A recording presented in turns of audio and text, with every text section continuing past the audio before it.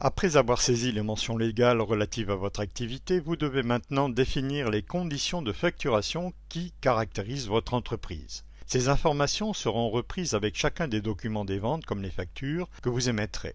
Mais elles seront modifiables à tout moment, ici comme sur votre document des ventes. La devise de facturation utilisée ici est le dirham marocain. Nous avons vu pourquoi dans la leçon précédente. La TVA. Par défaut, on considère que l'entreprise est assujettie à la TVA, d'où l'option cochée.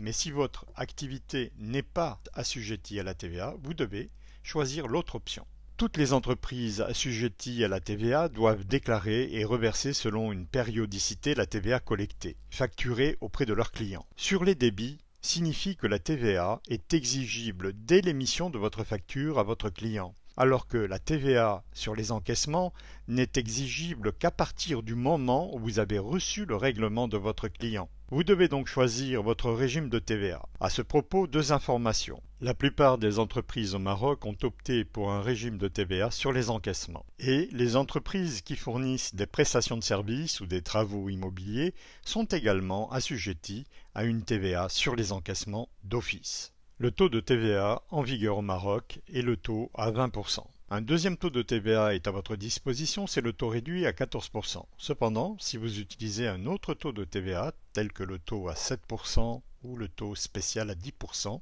vous pouvez le créer en choisissant l'option Nouveau taux de TVA. À l'invite, vous rentrez le taux de TVA que vous voulez créer, mettons 10%, vous saisissez une désignation et vous cliquez sur le bouton Valider. Ensuite, il ne vous reste plus qu'à sélectionner la TVA que vous venez de créer pour l'utiliser.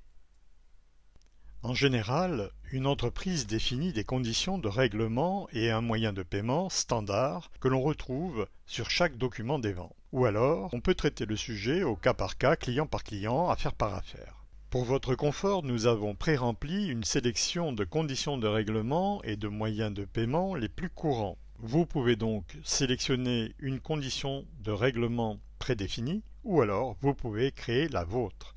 En choisissant Nouvelle condition de règlement, à l'invite, tapez votre condition de règlement,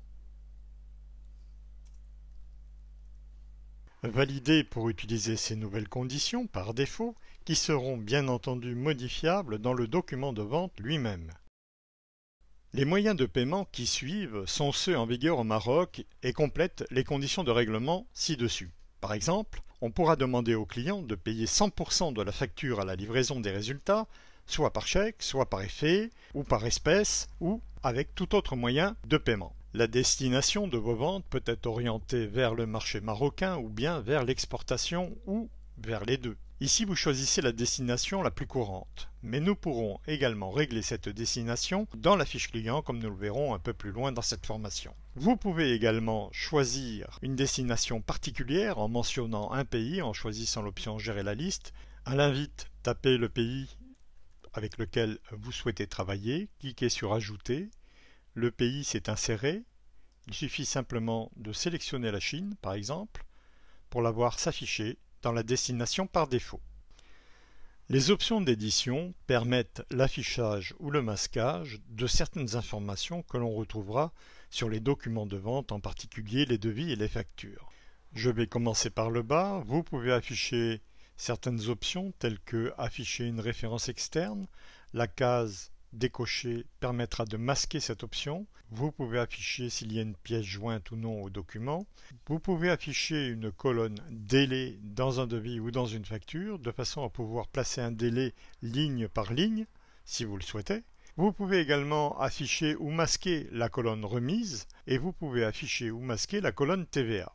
L'option la plus importante ici concerne l'affichage des prix des produits en hors taxe ou bien en TTC sur les devis ou sur les factures que vous allez établir. L'option hors taxe est celle qui est utilisée par défaut par l'ensemble des entreprises. L'option TTC sera utilisée par exemple par des magasins de détail qui commercent avec le public. Et dans ce cas précis, il est d'usage de communiquer à la clientèle un tarif TTC avec des prix ronds sans aucune décimale. Dans un cas comme dans l'autre, ce choix du prix hors taxe ou toute taxe comprise doit se faire avec réflexion, selon les prestations et la clientèle à laquelle on s'adresse.